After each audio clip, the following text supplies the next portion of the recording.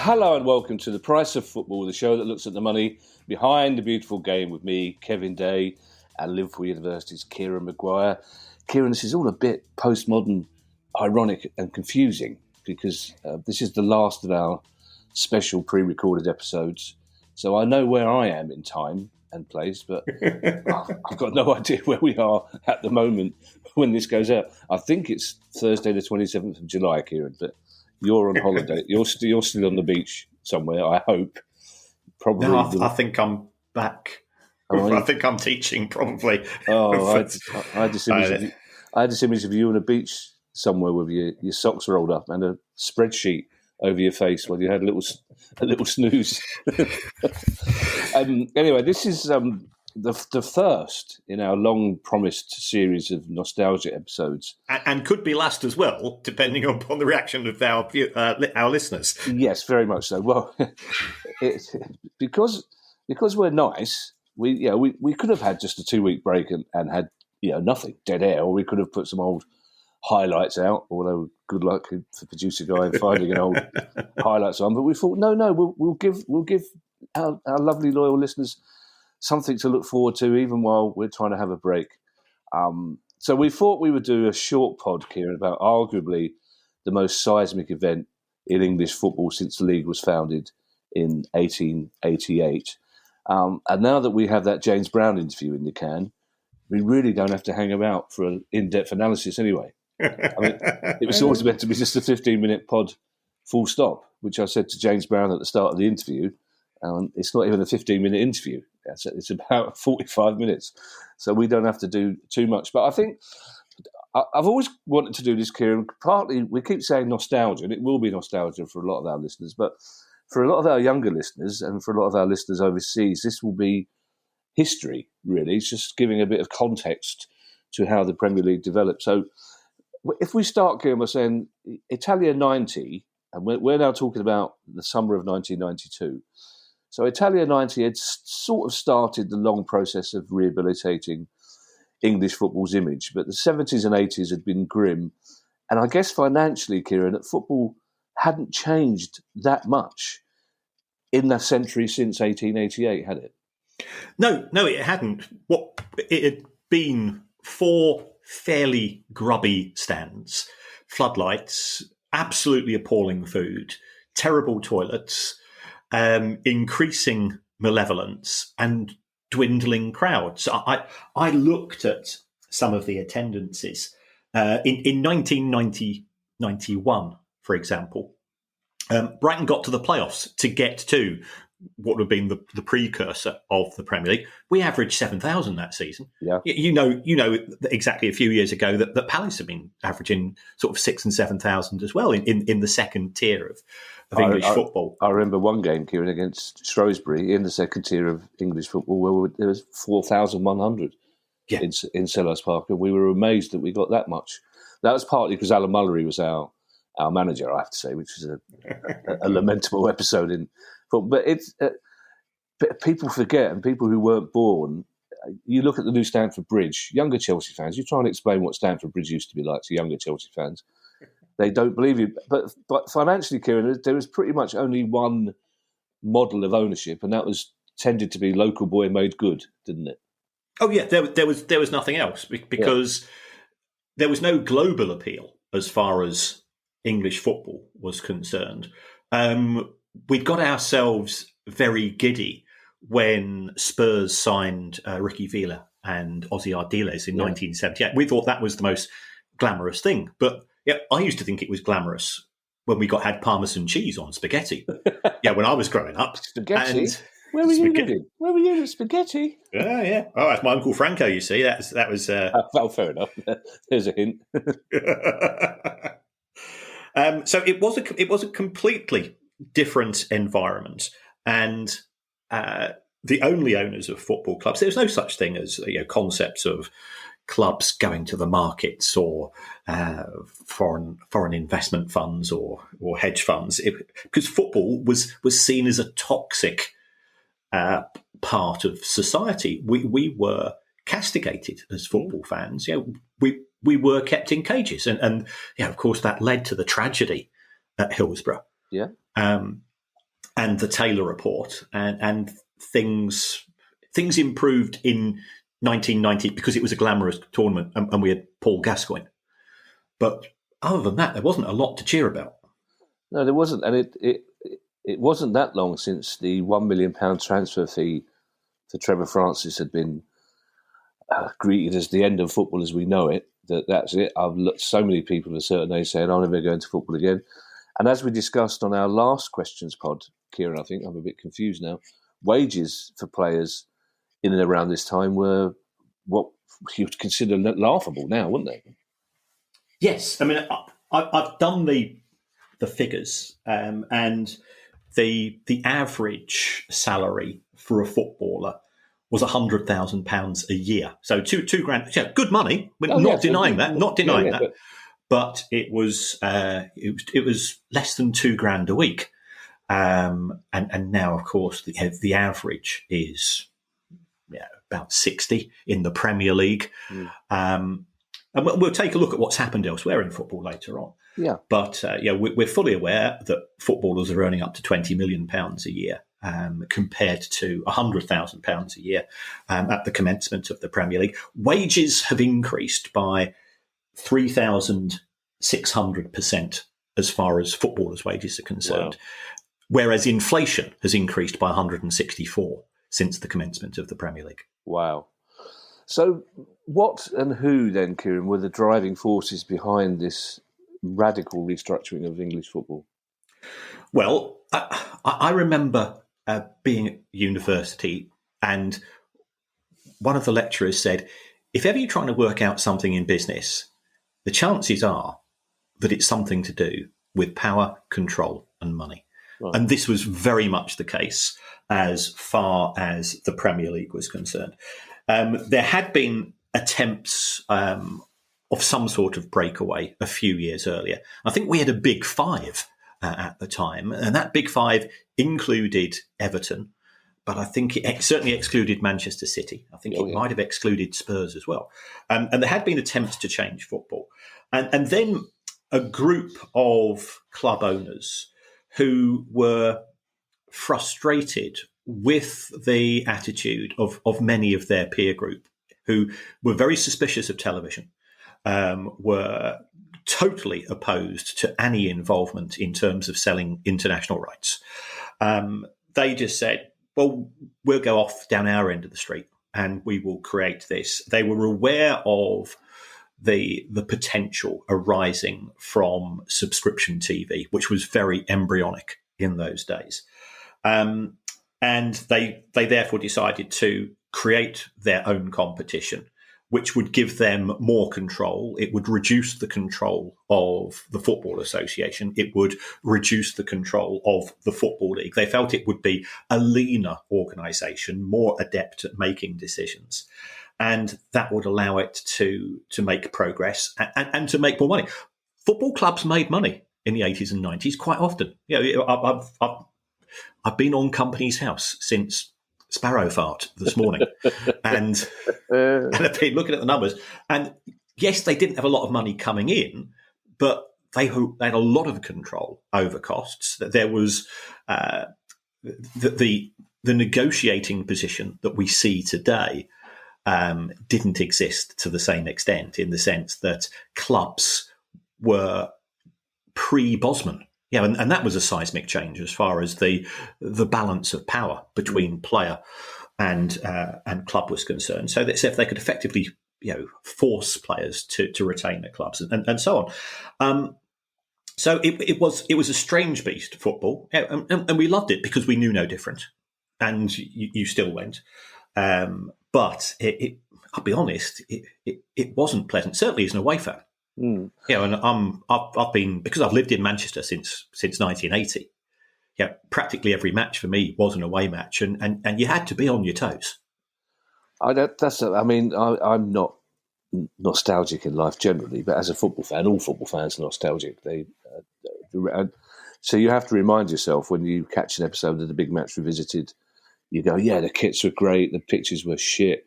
That was all part of the fun, but it wasn't fun at the time. Like you say, getting there and getting out, you literally took your life in your hands at some stage.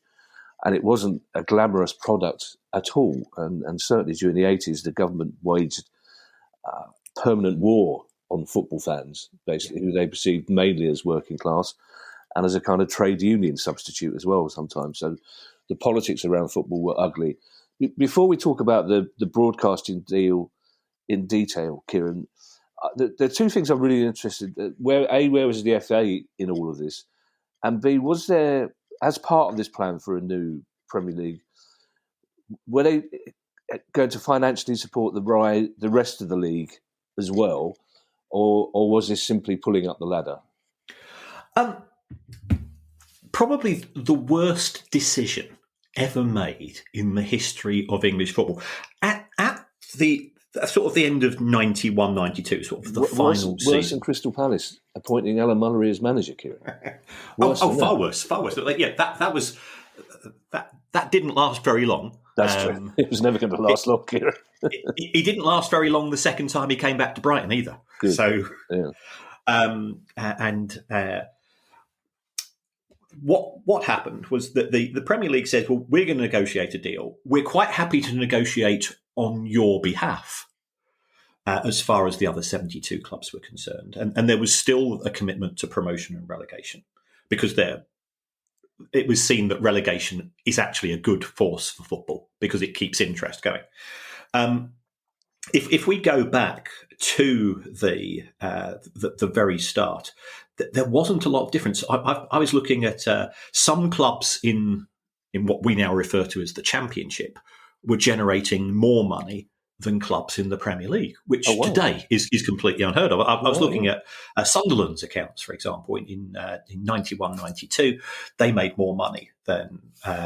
Sorry, in 92, 93, they were in the Championship. They made more money than Norwich. And Norwich were a fantastic team at the start of the Premier League. So it was a completely different beast. But the clubs in the EFL, because they weren't really at the table in terms of making decisions, they threw their toys out of the pram and they said, no, we don't want anything. And initially, the Premier League had said, look, we'll do a global TV deal. And we will split it 75-25. As far as the Premier League would keep the 75%, the EFL would have 25%, and any growth you'll share in that. And the clubs in the EFL said, "Nah, don't fancy that." And since then, and this is why it is the worst decision. Since then, the Premier League TV rights have increased in value by 5,695% compared to 245% in the EFL. Right. That's what they've missed out on. And that's what they're trying to get back now. And, it's the equivalent of Kylie asking me out for a date 30 years ago. And I said, no, Kylie, I'll pass if you don't mind. And me now turning around 30 years later, assuming that I'd never met the Baroness, of course. Me phoning up Kylie, not I've got a number, and saying, Kylie, you know I turned you down 30 years ago. We'd like to reconsider. Even in the imaginary world, Kieran, it's hard to imagine that Kylie's number is still the same. Yes. Although I love the idea of Kylie being somewhere in Australia, the phone going and going, oh my God, it's Maguire. The FA brief.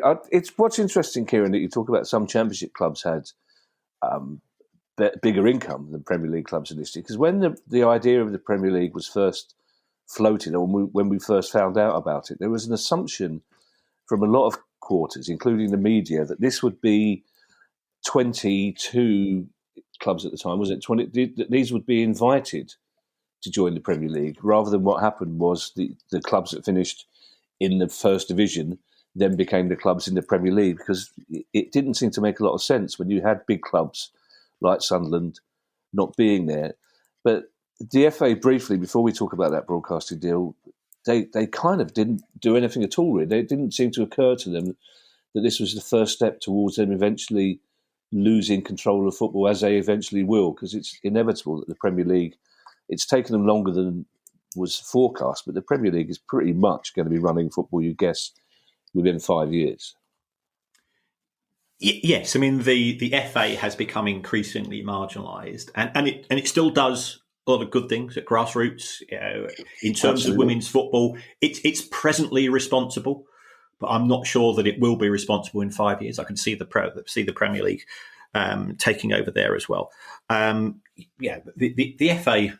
Yeah, I know it's sort of stereotypical, but they were the suits and the blazers. Yeah, then so, And yeah. it was all about making sure that they all got a pair of tickets for their FA Cup final. Attended a few meetings, chomped on their cigars, and that was it. There was a lack of vision. There was a lack of having a time horizon and thinking about developing the game. And English football was a complete mess. We were banned from Europe. Yeah. I know these days there are some people that quite like the idea of having nothing to do with Europe, and that's not proven to be particularly good, as we know from an economic point of view. Well, we were banned, and I've got to say, rightly so, because the behaviour was an embarrassment. Oh, no. Do you know what, Kieran? I wish English clubs were still banned from Europe. You know why.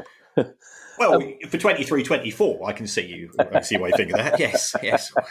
Whilst I'm looking at the Uzbekistan metro map in 3 months' time, you'll be sticking pins in a straw dolly of me. I know it works. With hindsight, Kieran, it's transparent. It's evident, of course, that the broadcasting deal was crucial in all this. It was the broadcasting deal that changed the face of English football. But initially, it wasn't Rupert Murdoch and B Sky B that were driving this. It was ITV, specifically LWT, which was ITV's weekend franchise, that were driving this. And I was astonished, Kieran, that the ITV deal from 1988 to 1992. I remember that there was a period of 2 whole years in the 80s, Kieran, when there was no football on TV at all. No highlights, not even highlights. And at the end of the news, when they would talk about what happened in the day's football, they would show photographs of goals. There was actually no football at all. But for the TV deal between 1988 and 1992, ITV paid £44 million. Yes. Which, I mean, again, I've used the phrase before, it beggars belief. That's all football was worth. And even, of course, that's a lot of money, but even those days, for the rights to show English football for 4 years, they paid £10 million a year, £11 million a year. It's incredible, isn't it, what the change was? So what was the initial B Sky B deal worth then in that first year in the Premier League? Do we know? Well, yes, the B Sky B paid £304 million for a 5-year deal. So that worked out as $60 million a year. Wow. So it was a significant step up. But also in that 5-year period, the international rights were worth precisely zero. It actually cost the Premier League money to actually get the signals out to the overseas markets. And I think the smartest decision that they made, and you've got to give the people at the Premier League at the time a lot of credit, was that they went to Thailand, they went to Nigeria, they went to Australia and said, we've got this product, we think it's really good. Tell you what, you have it for nothing and come back in 5 years' time and tell us what your viewers think. So they gave it away and everybody loved it. And, it was we were in that sort of Britpop era, Euro 96, you said, Skinner and Badil and so on, and all of that, fantasy football had arrived along with, and football started to transform in terms of the demographics of people who were watching. It became much broader.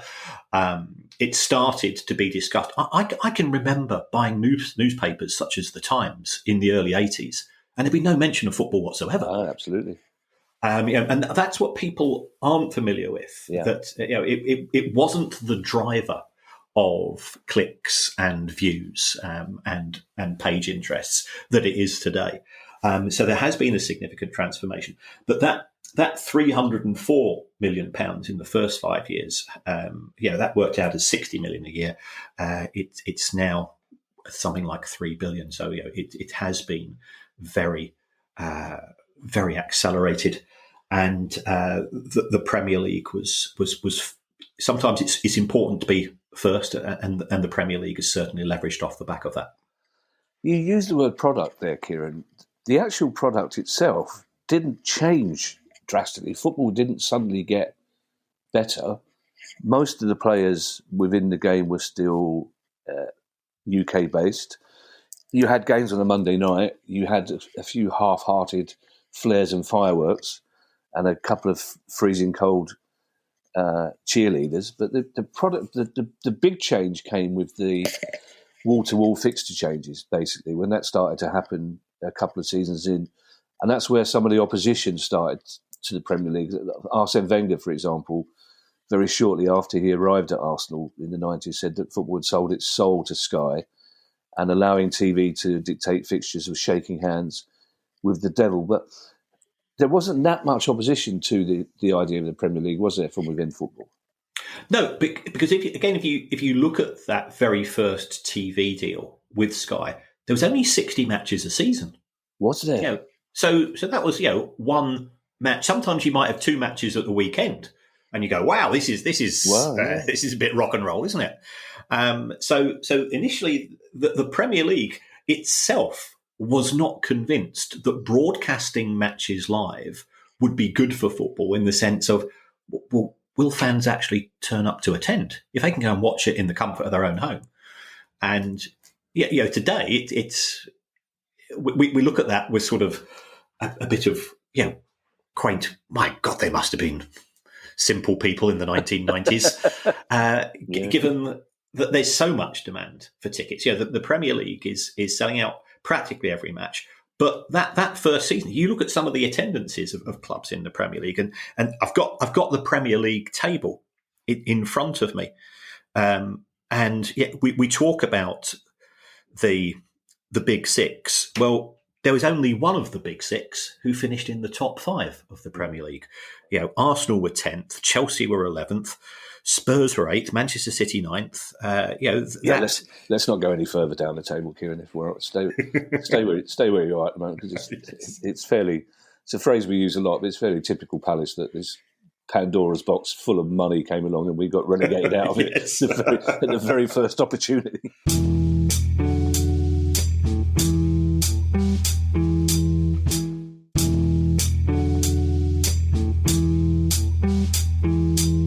So it was a completely different vehicle, and what we then saw was the broadcasters realised that they were dipping their toes. We remember, Sky and Sky B, they were spending a fortune on the movies. Well, it turned out that people weren't particularly bothered about the movies, and they started switching off. The one thing that stopped subscribers from switching off their boxes was the Premier League rights.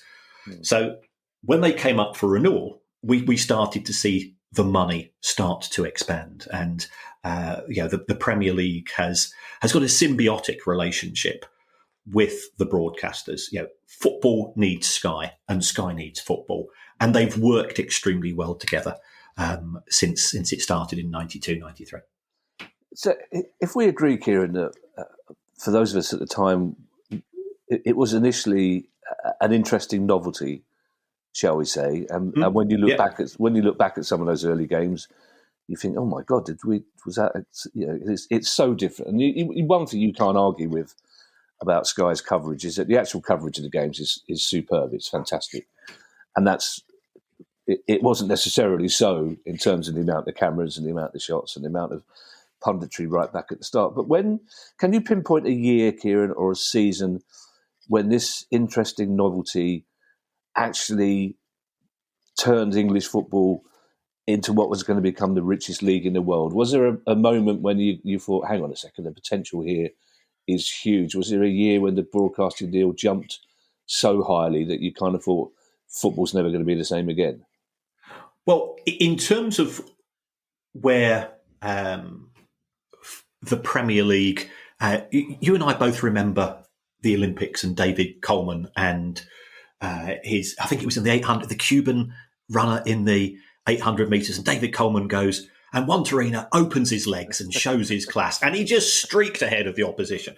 Well, that really happened in actually 2014. I mean, the Premier League was already successful. It doubled in terms of... As late as that? That's interesting. Yeah, it overall doubled its revenues in 2007. Sorry, in 1997, and it doubled them again.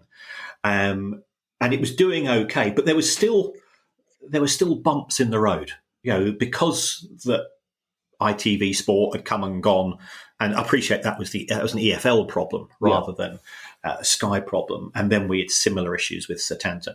When BT Sport was created, they decided they were going to park their guns on Sky's lawn. So in 2014, the value of the rights went up by 70%, and in 2017 they went up by 20%. Sorry, by 70% as well, and that really accelerated the Premier League away. I mean, La Liga and the Bundesliga have been doing pretty well themselves. There was no doubt about that.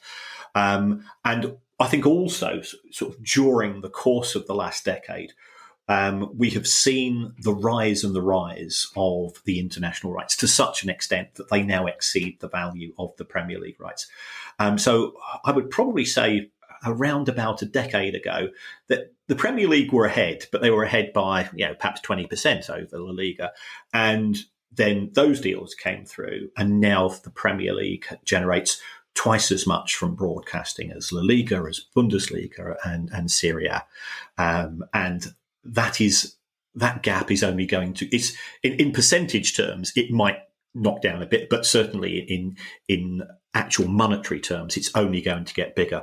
And the reason for that, and again, you give credit to the Premier League for going out to those international markets, is that foreign viewers tend to follow the Premier League above the other European leagues. I want to come on to that in just a moment, Kieran, but I realised when I was asking you that last question, I have a terrible habit of asking the same question in 4 different ways. I could have just asked you the question, but I think I'm coming to the conclusion, Kieran. I like the sound of my own voice. It's a terrible admission, isn't it? You mentioned the Bundesliga and La Liga. What was the initial response, Kieran, from the other top footballing nations in Europe? Did they look on bemused? Were they threatened right from the start, or did they change their attitude to broadcasting deals way too late to make any difference?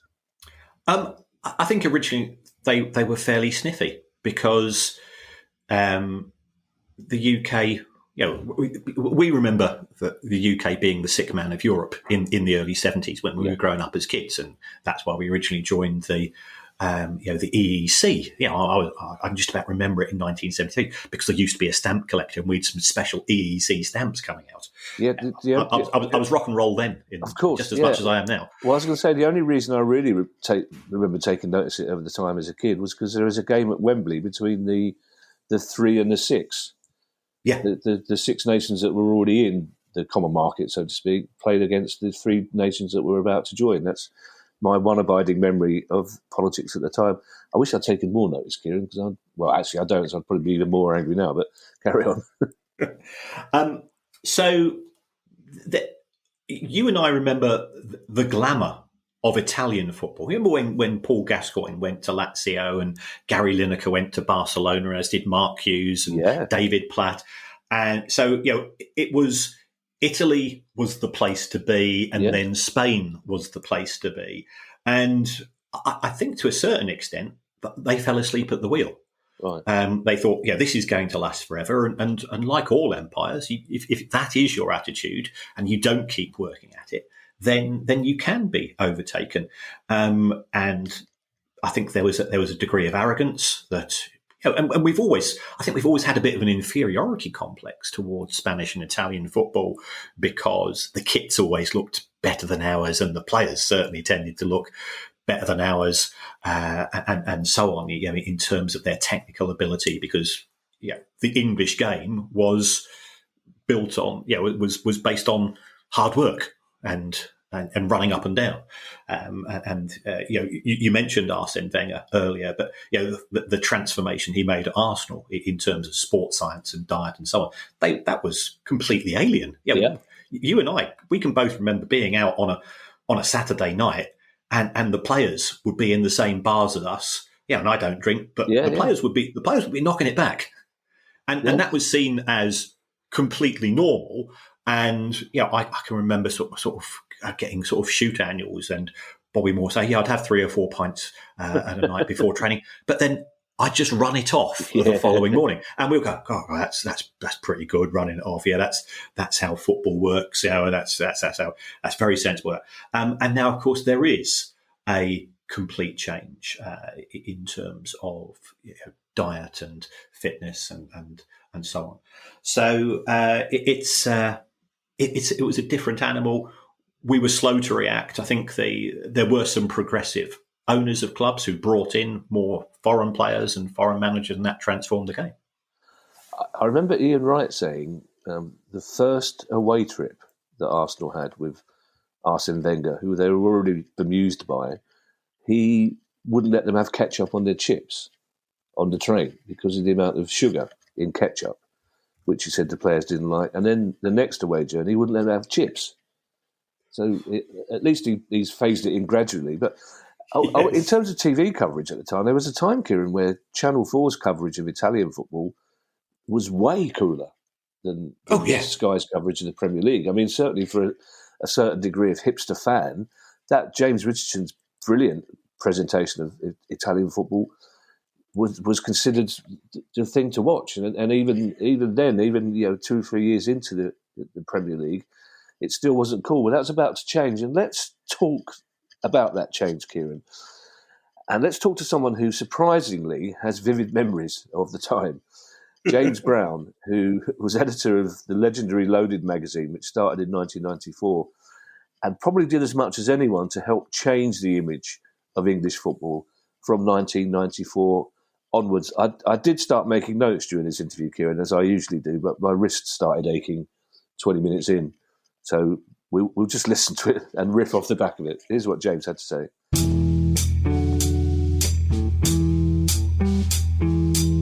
James, thank you so much for talking to us. I am going to try really hard to concentrate on the matter in hand, the changing face of football culture in the early 90s. But if you do have any stories about Peter Ridsdale and solid goldfish, feel free to share them and we will discuss.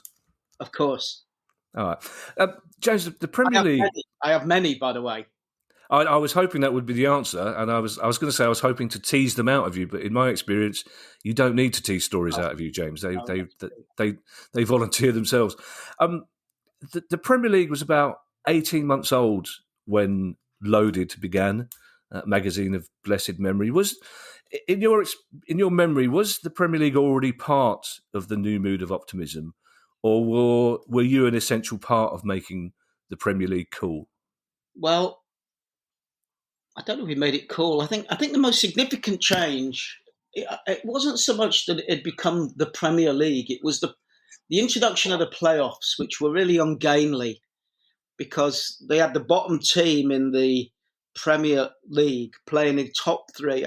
Or maybe, no, there was some... Yeah, well, the third bottom team. Yeah, and they played against the Championship teams or League One or whatever, Division One, whatever it was still called then. And Leeds didn't get through because we got beaten by the team. I think it was Charlton or somebody, the team that were in that top division. I was there.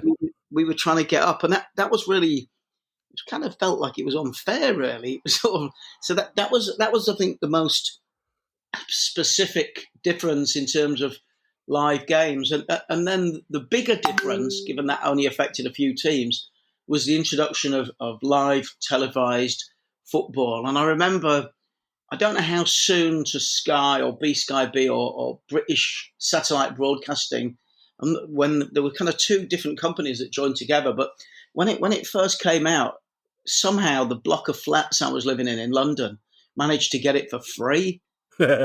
And I think somebody in the building had bought it, and then we just discovered, flicking through the channels, that we could get this thing. And the first week I remember watching, they didn't really have a lot of content, and there was a Don Johnson film and Sheffield United versus someone else, and this film with Virginia Madsen and Don Johnson from Miami Vice, and this Sheffield United game would be on twice a day for the week. And then there'd be nothing on for a little bit, and they think, that match is on again tomorrow, I'll watch it. So I must have watched that game 3 or 4 times, and the novelty of having live football was really attractive, really, even if it was just a team that you didn't support. And I think that was the biggest change, that suddenly, for me, particularly living in London, not having to travel 200 miles to watch a game of football live, that was that was the first big difference. And then I think when Loaded came along, I wanted to create a magazine that mixed football and music, because I'd had a successful career, working in the music press at NME. And at that time, everybody in the music industry, because they didn't want to talk about who they were signing or how their acts were going, everybody just bonded over talking about football.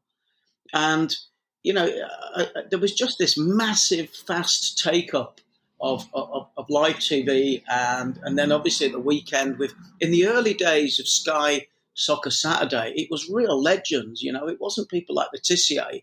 It was like Bobby Moore and George Best. Yeah. Rodney Marsh, and it was fascinating. I remember watching Best talk about the hardest fullback he ever played against, and he said it was Paul Reaney at Leeds. So it wasn't so much let's just talk about the games that are on. These true era-defining legends were talking about their careers as well. Frank McClintock was a number one, and that was interesting as well, getting to see these people who you might normally just catch a glimpse of historically in Shoot, or in Best's case in the tabloids.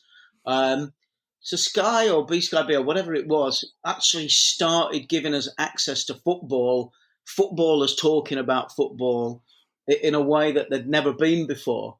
And at Loaded, I just wanted to interview footballers like I'd interviewed bands at the NME. And it was a little bit strange for the footballers at first, because they were either very relaxed or they were too relaxed, and we had no interest in stitching them up. But suddenly they were being interviewed in a style how we would have interviewed musicians, and we were just printing what they were saying. We weren't giving them copy approval, and so there were times when they said things that then, I remember Robbie Fowler and Steve McManaman getting hold of the journalist's tape recorder when he went to the toilet and started leaving filthy jokes on it. He only heard them when he was transcribing the tape, and then he just put it in the piece. It was an innocuous. There were a couple of innocuous. They weren't that bad taste jokes, and Liverpool went ballistic with him, with the two of them, and they were going, "Oh, we've been taken out of context and all that." But it was a different time, and suddenly we would do 4 pages on Gary Speed or 5 pages on Shearer and players like that, and they'd never really been interviewed in depth, because something like Shoot would just be like a little questionnaire. The tabloids just wanted a couple of sound bites about the next game, and what we found very soon was the players really, really wanted to be in Loaded. Because one, it was a fun environment to be in. 2, they all read it. We kind of still occasionally had to pay people for interviews, but this was predating when players had the modern level of sponsorship and brand ambassador positions. And I think the first player I remember doing that was John Terry with King of Shaves. So at that point, you might get some players. I think we interviewed Lee Sharp and Steve Storm, and then a couple of others at the launch of a Football Manager or something like that. So it wasn't easy to get hold of them. But then when we did, they were very keen, and they'd tell their mates and give us other players' numbers and so on. So it was just a different thing for them, and certainly as writers, it was a different thing for us. I used to like those lunchtimes on Sky when George Best obviously hadn't turned up, and you could see them hastily putting a microphone on Phil Thompson to sit him down instead.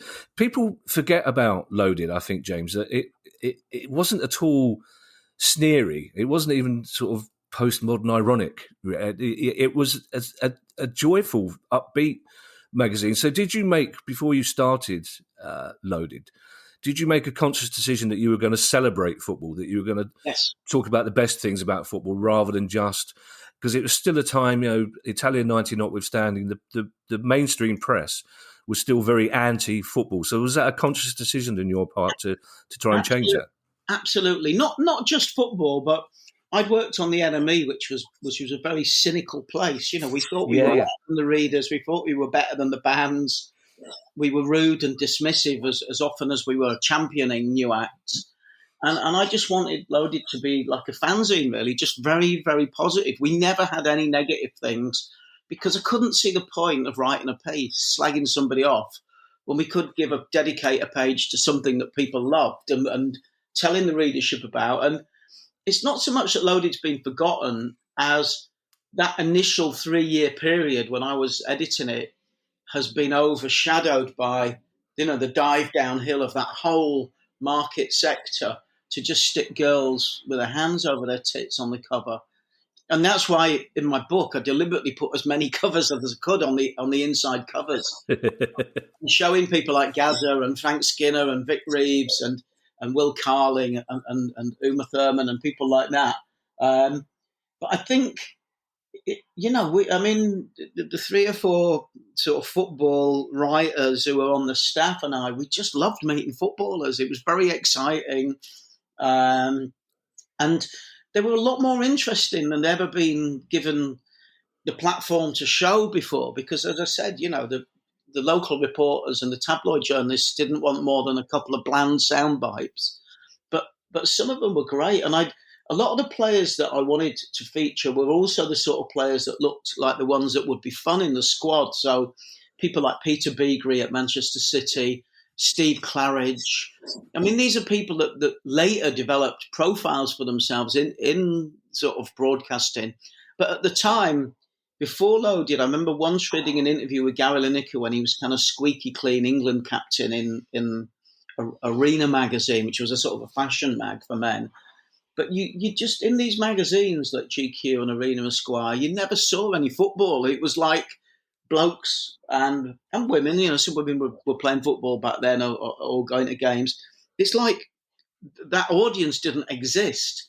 So that was, for us, was a really, really quick win with the readers. They identified that, we kind of understood what the mass, sort of the mass market of our readership were into, You were, for want of a better word, you were a proper football fan at the time. You still are a huge Leeds fan, so you were immersed in football from a very young age. Were you just caught up with the excitement of the new Premier League, or was there a part of you then that thought this might be the start of football being taken away from its traditional working class fan base, that this is going to become all about money, or at the time did it just seem like a good thing for football?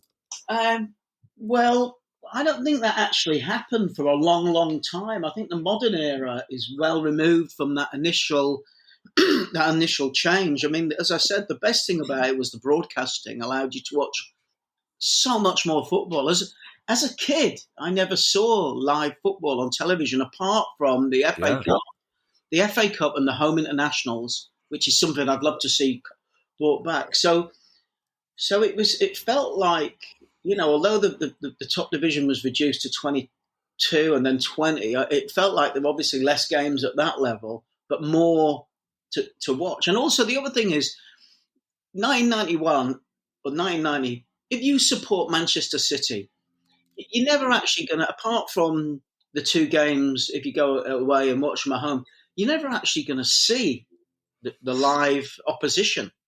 So to be able to watch the other great stars of the day, like Gaza or whoever, was a good thing, I think one of the first times you realised that football was slightly changing was when, like, you'll be able to tell me what year this was, or when Brian Clough was furious that that Stuart Pearce wanted £8,000 a week. Yeah.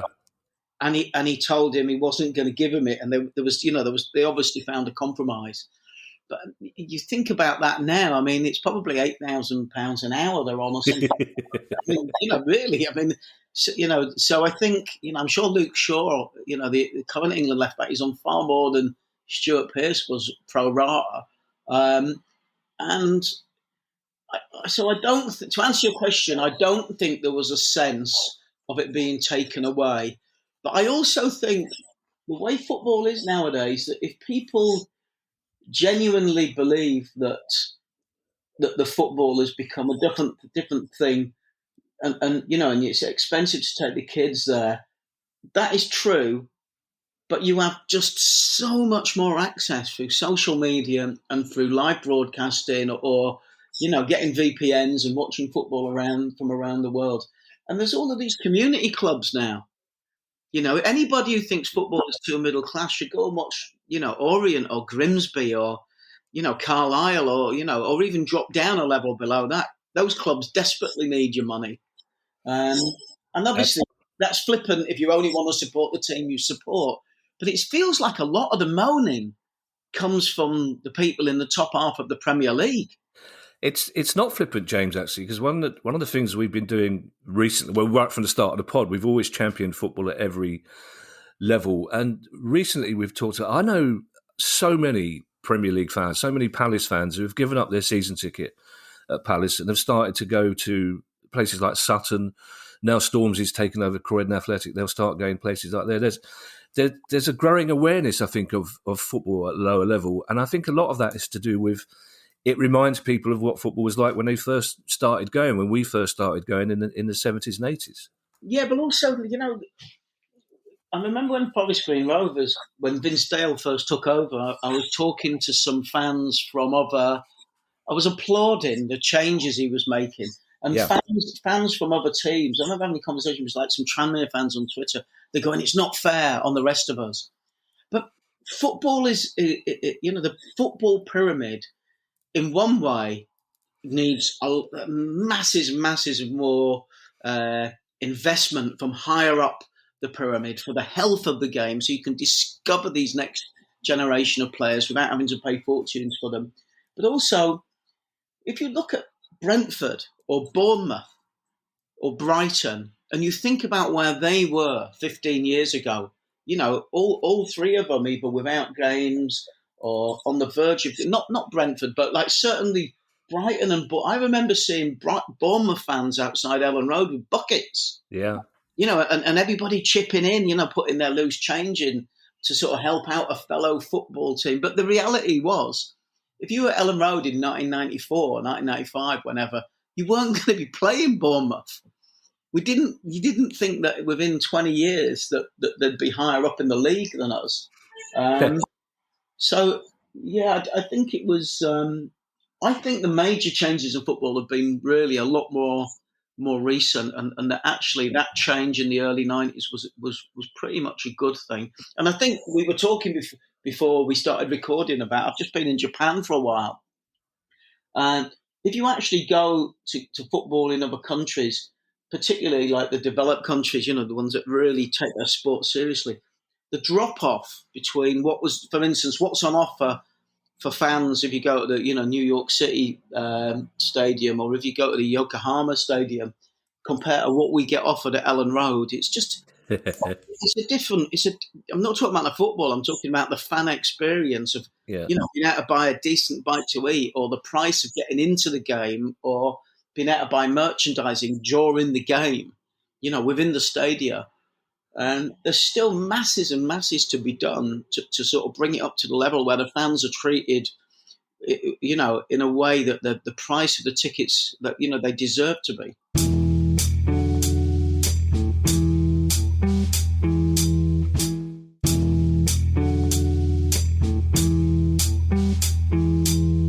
Did it feel to you back in 94 like the first time that musicians and artists really wanted to associate themselves with football? Because that's the one thing I was quite curmudgeonly in those days, and I would read Loaded, and as somebody who used to travel up and down the country being mistreated in various ways by police or other fans in the 70s, you'd read the keyboard player from the Spiral Carpet saying, I followed Grimsby every home and away game, and you used to think, did you really? But suddenly, for the first time, it seemed like people were flocking out of the woodwork to associate themselves with football, whereas in years gone by, they would do the exact opposite. I think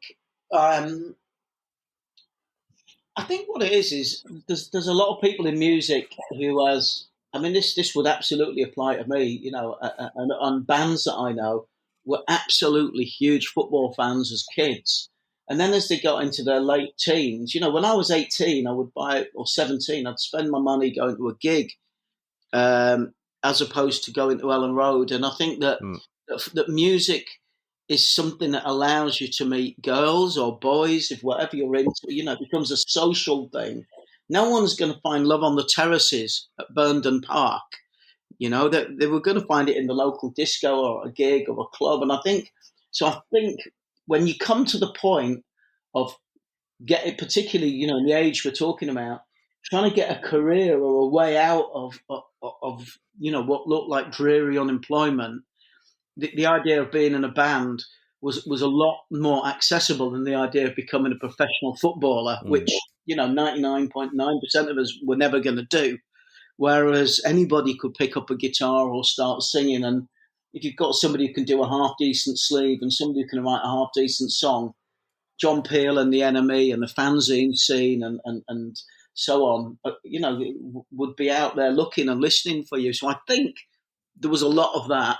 I also think as individual clubs do better, more people from the past reassociate themselves with the club. I mean, I didn't go to Leeds much in the late 80s, mainly because my dream was to go and get in a van with the Colt and drive around California. I would be spending a Saturday night in Belgium with that Petrol Emotion and the Jesus and Mary chain, watching a gig, or in Berlin with a band, So I think that's probably what was happening. I think it was just as if you go back to that time, Arsenal was successful, Leeds came up, Sheffield Wednesday were a pretty good team, Ipswich were doing pretty well.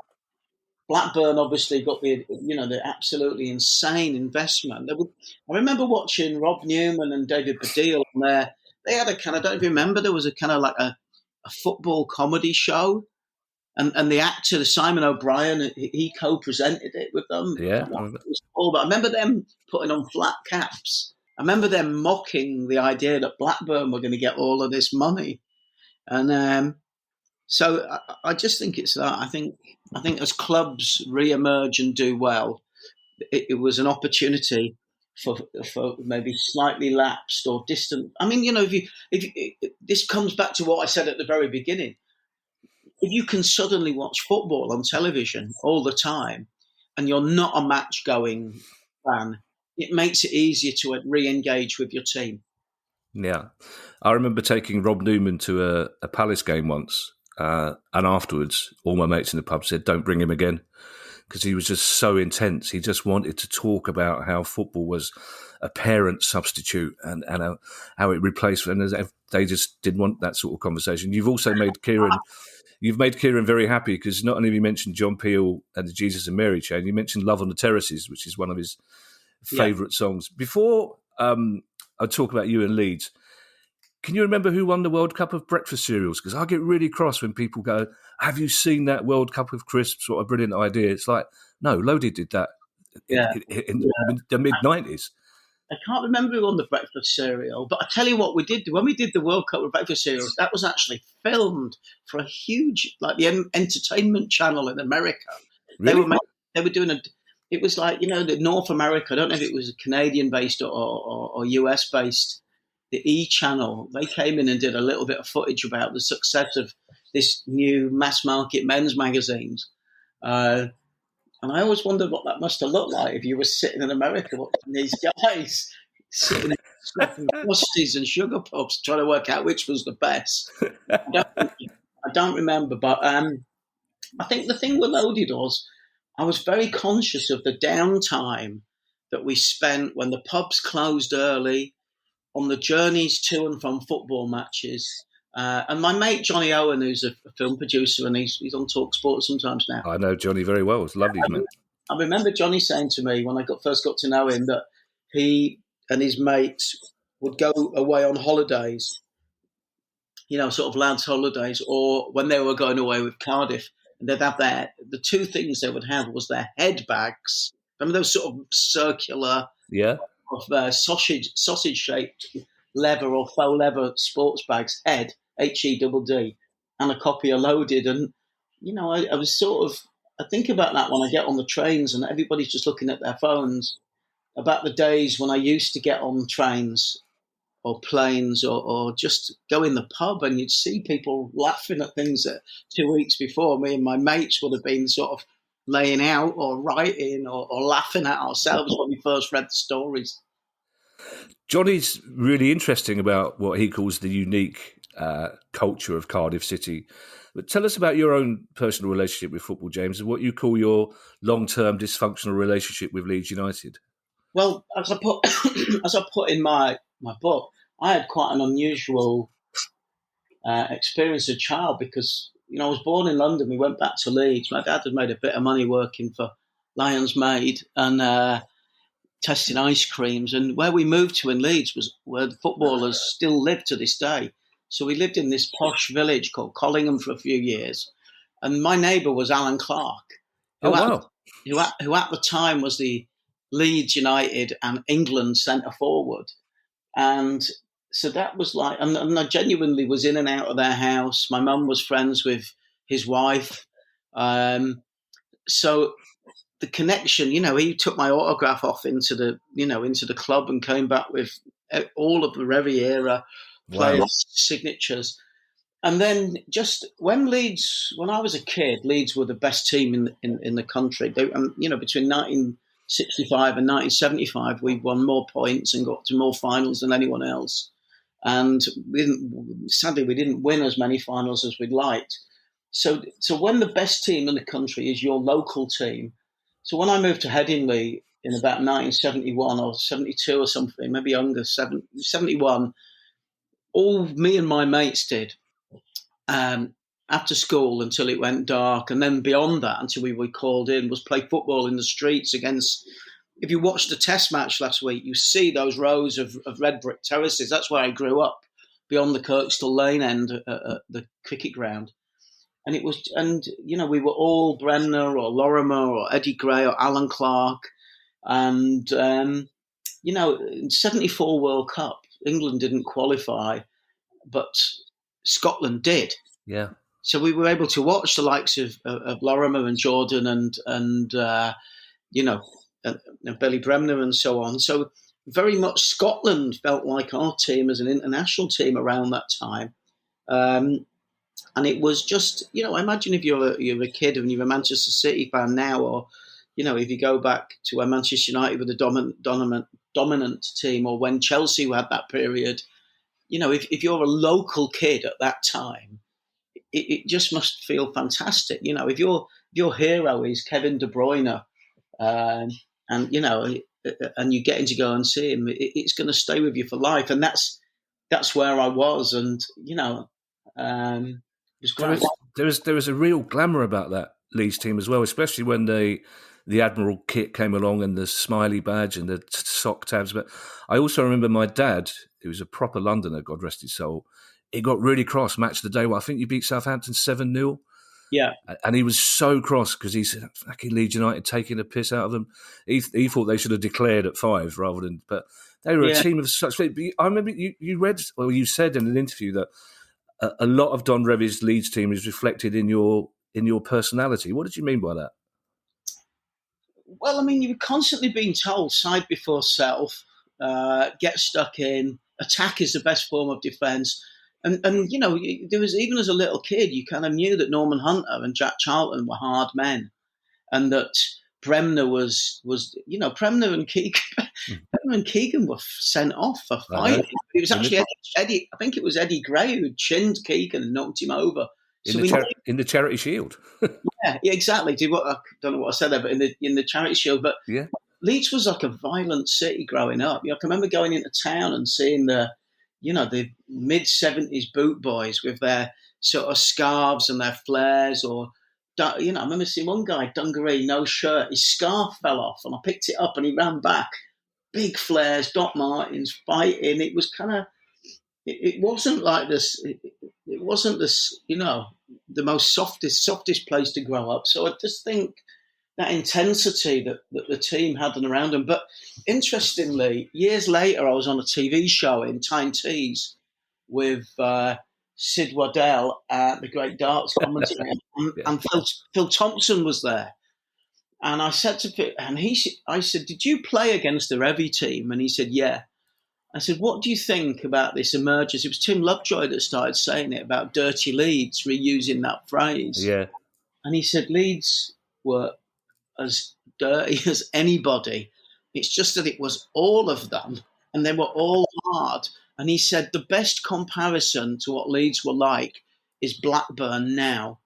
And that was a time, I think, when Mark Hughes was manager of Blackburn. And do you remember Arsenal never liked playing them because they were all a bit. And he said he said everybody was like that, but it's just, even the nice guy, he said Eddie Gray was like the only one who would kind of just waltzing around people, whereas everybody else in that team would get stuck in. And actually, if you go back and watch the 1971-72 season FA Cup final, which the centenary, which Leeds won, Peter Storey-Moore should have been arrested after 7 minutes. I mean, he literally, it's like he just. I think it's Lorimer he takes out. I mean, it's the irony of Lovejoy talking about Chelsea. In that replay in the Leeds Chelsea FA Cup final, they literally take out a hit on Eddie Gray. Right at the start, I know. I remember going to Ellen Road in 1976 in our cup run of blessed memory when we were in the third division. Is it Palace? Yeah, it's Palace. And Leeds were just coming off the boil, but the atmosphere was terrifying. And Norman Hunter was on the subs bench, and he came on halfway through the second half, and the whole of the crowd was singing "Norman's going to get you." And every Palace fan, it took that person. We all thought they meant us individually. We thought, and he was the most. I still talk about that now. Oddly enough, the only other time I've been as intimidated was at a Cardiff game. But I remember that Leeds team really well. Do you have James, a relationship with Peter Ridsdale at all? Because you've been quite critical of the financial impact he had on Leeds over the years. I actually I worked for the club when that was happening. But just really? Let me come back to this just really quickly. When you mentioned Norman Hunter coming off the bench then, I was reading about the introduction of substitutes. Yeah. And there was criticism because people were saying that Don Revie was making tactical substitutions. And he was telling the players who were coming on and the players who were on the pitch how to change the way they were playing. Oh, wow. Usually by bringing Paul Madeley or Mick Bates or whoever, if there was a first-team player who had been rested or coming back from an injury. Because in the beginning, the idea was you put a player on if there was an injury. And so Revie was very much ahead of his time, the idea of recognising that you, particularly with a player like Madeley, who was so versatile. But to go forward to the Ridsdale time at Leeds, Peter just had a massive, massive ego. He'd been a failed singer. Maybe that's unfair. He was in a band, I think, called Midnight Orange. And that was, and at the beginning, there was a time when I think George Graham had left. And the first thing Peter did, which at the time I thought was pretty good, at half-time he walked down White Hart Lane to the Leeds fans and talked about what was going on. But what he came to realise was that actually this became his de facto way of performing. And, I had a friend who was at Leeds Bradford Airport, Yeadon as we call it, the Leeds Bradford Airport, and Peter was talking as loud as he could into his phone about what was going on. And at that time when George was leaving the club, we went to the club where I started the club magazine in 98, I think. And we were playing Maritimo. And we were out there on the island of Madeira. And George had obviously told him, I'm definitely going to Spurs. And he came over to me and said, where's Hayden? Talking about Hayden Evans, who was one of the players' representatives. He looked after Gary Speed and David Batty and a few others. I said, why do you want him? He said, I've got to get him to sign Gordon Strachan to be the new coach. I really need to talk to him. It's like, what? There was no need at that level of seniority to be going around telling people their business. And you know what? He could have picked the phone up and rang Hayden, but I think Peter's problem was, one, he wanted to be paid very well. And we were borrowing money from America, from investment funds and so on. And people like Eddie Gray and Brian Clough, they were on like Brian Kidd. They were on such big wages as assistant coaches what he did was he paid everyone close to him very, very well, so nobody would question his own wages. And I think he was earning at the time they reported as the chairman far more than Martin Edwards was. But obviously, Manchester United had started to win things after we gave them Cantona and the emergence of the Beckham era youth team. So it was just, it became apparent it wasn't about the fans, which was the initial reaction. And it was all about him just wanting the glory. And, and then his relationship with O'Leary, you have to question why. One, why did David want to keep buying so many strikers? And and two, why did Peter let him? If you think about who David had worked with before, our previous manager, and what happened to George Graham, you've just got to kind of wonder whether there was an enthusiasm to buy players that went beyond merely, Peter replenishing the squad, or maybe David just needed to be told, we're not buying Robbie Keane, we're not buying Robbie Fowler, we've got Mark Viduka, Harry Kewell, Alan Smith already, and I think for whatever reason there was no sort of financial sort of sobriety in a way. That would be a phrase to say. It's like they were drunk on the opportunity of buying players with borrowed money,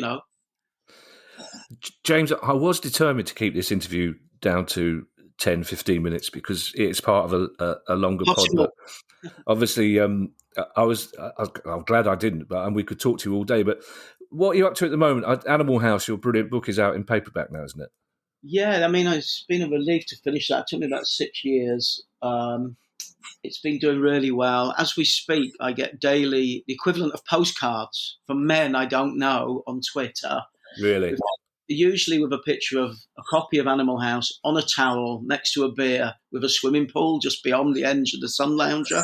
And you know what? I've got to tell you, if you're having a bad day, there's nothing better than getting a message saying, I'm loving your audio book, or by the way, I finally bought your book on the way to holiday, and it's great. So that's what's going on in my life right now in terms of public facing stuff. There's masses of football in the book, and I could have put masses more.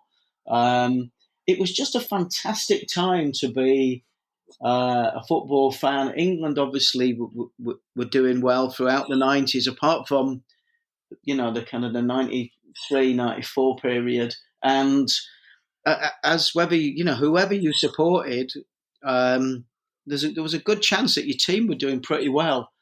Yeah. I mean, that's bonkers. Loads of teams were doing shit, but you know what I mean. There was there was a period when, I mean, the year Leeds came up, we finished fourth. I think Sheffield Wednesday and Ipswich were possibly the two teams above us, and then Arsenal won the league. And I think Sheffield Wednesday, one of those two, had come up with us. I think maybe Ipswich had come up with us, and that idea that you could be promoted and then go finish in what would now be Champions League places still meant it felt competitive, and I think that the not so much the invasion, but the sort of invitation for glamorous foreign players to arrive. So Coventry having Peter Unlove, or Derby having Paolo Conchart, there were great players scattered around the league. So it was a time when it was exciting to watch the opposition as well as your own team. And that's my memory of that period, really. And especially for Leeds with the light of Yeboah and later Hasselbank, we had some great players. James, I don't know if I've used this comparison before to you, but it's certainly one I've used. I'm obsessed with reading. My dad taught me to read when I was 4 because he was a proper lefty trade unionist, and he thought it was important that working class kids learnt to communicate as well as the enemy, as he called them. So I've always been passionate advocate for reading, and for me, Loaded was like Harry Potter to an extent. It got people reading. The more important, only in terms of they were two things that got a group of people reading, adults reading that may not necessarily have read before, which is really important to me. I think Loaded was genuinely important at the time, and also as well, it sort of began we're probably talking too much about men's mental health now, as a lot of psychiatrists say. But loaded within the articles about football, there was stuff in there about men and their well-being, which was a new thing at the time, wasn't it? Not sure about that. I think it was mainly about talking about what the interviewing were good at, and then also about how drunk that they could get. But I do think your original point is really fair comment. Because of the way that market went with FHM and Maxim copying the sort of raw content and then sticking like girls on the cover with their cleavage out every single month, people forget, but Loaded was absolutely full with masses and masses of writing, and we had so many good writers, so many homegrown writers. But then also there were a lot of really established writers, like Nick Hornby went to the Cup Winners' Cup final for us. John Ronson wrote some really good features for us. There were kind of there were people in and around the title. Charlie Brooker wrote. I remember doing a TV thing for us. It was just, there were probably too many articles in it in one respect. And I think something that I really loved doing was writing about football in a way that we talked about it. So when John Wilde, who was one of the kind of the early big contributors, came to me and said, I want to do this thing called Great Moments in Life. And it'll just be great moments that we talk about. And the first one I want to do is Invasion of the Teenage Parkers. And it was about that shot when Ronnie Radford, Hereford against Newcastle, and he didn't want to talk about the fact, as most people did, it was a giant killing. He wrote about all of those kids, which was our era, running onto the pitch with the green kind of like the khaki fur-lined mod Parkers, which was at that time the sort of standard go to school coat, know, and I think that's what we had. Nobody was telling me what I could or couldn't put in a magazine. We were selling hundreds and hundreds of thousands of copy, and the independent readership kind of society of the publishing world, they reckon 4 or 5 people were seeing every issue because it was being read in workplaces, in kind of like further education places, in institutions like the armed forces. So probably prisons as well. We used to get a lot of letters from guys serving overseas saying how much they loved it. So there were like millions of people seeing every issue. And as I said, a typical cover would have been, Gazza or Jack D or Noel Gallagher. It was a very different thing, my time at Loaded, to what it's been misremembered as that first 3 years. Yeah, that Hereford photograph, the Parkers, my favourite bit of that photo is the lone policeman who's laughing his head off, which is a laugh that says, I'm not going to stop him. It's literally, that's him making his excuse in the photos to his bosses. There's thousands of them. One last question for you, James. It's been brilliant talking to you. Before we leave that goal, I only recently found out that Ronnie Radford had been a Revy boy. Had he? Yeah, he'd been one of, in that same mid-60s generation where the likes of Paul Reaney and Paul Maley and Norman Hunter came through. He was in that youth group at Leeds. Well, I did not know that. Final question, Jay. Are you still playing five-a-side? Yes, I played badly last night because it was my first game in 8 weeks. I love it. And that book that I wrote about playing five-a-side above head height. Yeah, great book. Now people, I had a couple of guys just before I went away write to me saying, I've just got this, it's great. And Keir Starmer was talking about it when he was being interviewed about being a football fan recently. And I play twice a week and I love it. I love playing football. I play with some guys who are kind of in their late teens and some who are in their early 70s. I've got no intention of stopping unless, mind you, now I played last night, they may ask me to stop. Kieran's very keen to find out which rock star teammate was the worst player. Oh, worst player. Oh, yeah. I don't. Do you know what? I think I wrote about this in Above Head Height. Miles was a good player. The guy from the Shadow Puppets. Yeah. You know him? He's I forget his surname. He played a couple of times. There was a guy who used to play with us who was involved in the Teenage Cancer Trust, which is a great charity, and he used to bring guys on. I remember one time this guy showed up from a big band. Now I don't know what band it was, but he looked like Axl Rose. He had those sort of undershorts, cycling shorts. He had a bandana on, and he was a tall guy, and it's like he didn't know some of the rules. He didn't know if you kicked it out. If you kicked it out, it was the other team's throw-in. And there was another bit where the guy beat me on the wing, and he was going towards the goal, and he was in goals. He was started walking. I was on the left, on the right, and they were attacking down the left. And I looked back as the guy went past me, and this guy was walking towards left back and leaving the goal. So that would be the worst. But I mean, I played football a lot with Steve Jones from the Pistols and Billy Duffy from the Cull. Bob Mortimer was a good player when I played with Bob. And you go back to when I was first on the NME, we had an 11-a-side team. I can remember playing Spandau Ballet, were probably the best team we played against. Because it's not just the guys in the band, it's the road crew and the management and their brothers and their mates. Paul Weller's label, Not So Good. I can remember leaving Dr. Robert from the Blow Monkeys on the ground, but he was playing with a John Lennon cap on, you know. So over the years, and then at the Phoenix Festival, Loaded got involved with helping organise the celebrity five-a-side there.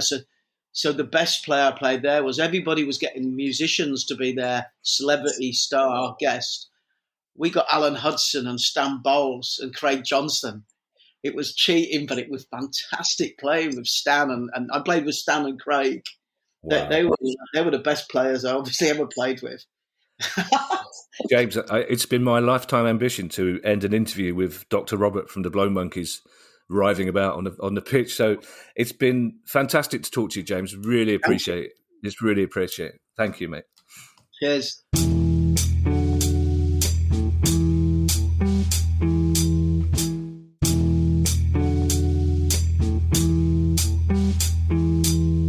James Brown's latest book is called Animal House, Music, Magazines and Mayhem. It's a fascinating book about a fascinating couple of years, but it's really interesting. There's two things that James said that I found particularly interesting. One was that he wanted passionately to be one of the first people to project a positive image of football, and that it really didn't occur to him that this was going to be a huge seismic change. It's just that suddenly the kits were a bit better and some better players had come, and he wasn't thinking ahead to what might happen. And also the idea, if there are any agents listening, they would just be horrified by the idea that they just phoned players up. They just had their numbers, and another player would give them another number. They say, "Have you got Gaz's number?" Yeah, of course I have. And sometimes they paid the player, and sometimes they didn't. It really, as I say, the past is a foreign country, but it's incredible how much it's changed. But it's also incredible how much the image of football is so much more positive now because of people like James Brown who deliberately set out to make it so. Yes, because all that we knew about footballers was from reading the programme and the player profile, and that gave a fairly narrow analysis and a fairly conservative analysis of them. I mean, I think I got practically every edition of Loaded. I absolutely adored it because it was so completely different. And the style of writing and the fact that they just do long articles and they do daft stuff, but the footballers wanted to be in the magazine, and as you rightly said, they were able to say whatever they wanted. There was no editorial control coming from the agents or the players, and as James said, that on occasion got the players into a bit of hot water, but it was mainly mayhem, as far as that particular period of time was concerned, and it did make football cool, and that started to attract Loaded was a very well written magazine, and people I think have got a misconception of it because they associate it with sort of the other sort of people in that particular race, the likes of FHM, which then we had that that awful period where we had Nuts and Zoo. I think that's what people remember in terms of Lads Mag, and Loaded was miles away from that, and it had sort of helped to, I wouldn't say gentrify, but football then started to become popular amongst the middle classes in a way that it had never been before, because the nature of the writing was so good, and also you started to see footballers as being more than the stereotypes that we've been brought up with. Yeah, I was. I've never told you this before, Kieran, for obvious reasons, but I was part of a makeup and fashion spread into. I'm not proud of it. It's an idea that they obviously had at 5:30 on a Friday afternoon to get some comedians in to be photographed in various chairs in beauty salons discussing their favourite moisturising tips.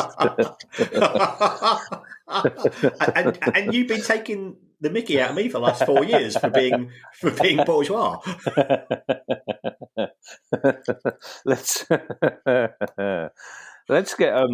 end, Kieran, with a bit of perspective on how the Premier League has really changed the game so dramatically in terms of finance by looking at two teams then and now who were founder members of the Premier League, Oldham Athletic and Manchester United. Just if you could just briefly talk us through what's happened to those clubs in terms of finances since. And obviously the change for Oldham has been drastic for many reasons, which is why I chose them, basically. Yeah. First of all, I'd like to say, Company's House, love you. If we go back to that very first season, Manchester United had income of £25 million, and the average Manchester United salary was £3,500 a week. But in terms of income, Manchester United have gone from 25 million to 583. Wow. And Oldham have gone from 4.7 million to approximately 4.5 million by the time they got to 21-22. So you've chosen two fantastic clubs there. In terms of wages, the average weekly wage at Manchester United has gone from £3,500 a week to £178,000 a week. Yeah, that's closing on £10 million a year. Yeah. So closing on 9. Whereas the average wage at Oldham was £1,250 a week in 91-92, but was down to £1,100 a week by the time we got to 21-22. So, those are two clubs in Greater Manchester. And, I think everybody had a soft spot for Oldham at the time. You can remember them, doing really well in the cup finals, and Frankie Bull and Andy Ritchie and so on. They were a decent side to watch. They had the plastic pitch, which caused a bit of controversy as well. But they were seen as being sort of a Premier League stalwart initially, and it has been it's been a sad journey at times, and sometimes the club fans have been crossing their fingers to make sure that they still had an Oldham Athletics to support the following day. Yeah. Kieran, we come to the end of the last of our special summer pods. It's been so complicated organising the recording of these things that next year, wherever we are for the 2 weeks of July, I think we just phone each other up on the Monday and Thursday and just do it as normal. Because especially you trying to fit in the recording of these has been very difficult for her. I really appreciate you doing it. So thank you to that. We will be back on Monday the 31st of July, I think it is. We'll be back to normal. Hopefully catching up with... I'm praying that nothing's happened in the 2 weeks since we've been away. No luck. There'd be a lot of things will have happened. Anyway, that all-new yellow kit that Brighton are now wearing because of the Saudi Arabian bribe they got. We'll be covering that. Thank you, Kieran, for doing this for us. Thank you to everyone who's donated to the pod via our Patreon page. If you'd like to make a small monthly contribution to the pod as well, that'd be very kind of you.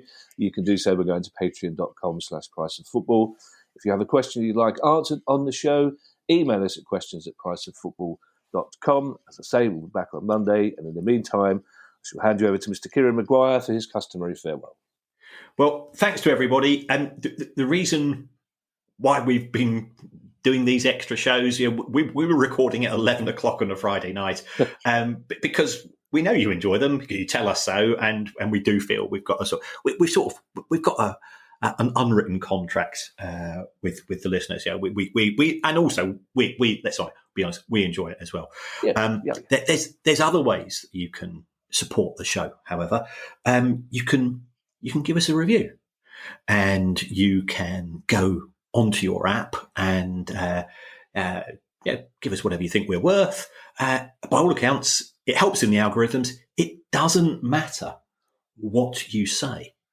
So you could even say you would rather have the show presented by Arsene Wenger and Robin Williams. And I think that would be quite a surreal show, The Professor and Robin Williams. Oh, that would be good, wouldn't it? I hope so. Well, we can't make that happen, obviously, but that would be of all the options you've offered recently, Kieran, that's the one I'd most like to see. We know how much I adore Robin Williams, but I saw Arsene Wenger do a Q&A thing once. He was brilliant. He's really funny. Yeah. And he took a lot of time to speak to everybody afterwards as well. So, I wonder if we could make that happen and ask him whether Ian Wright's ketchup story was actually true. That'd be great. Bye, everybody. Bye. The Price of Football.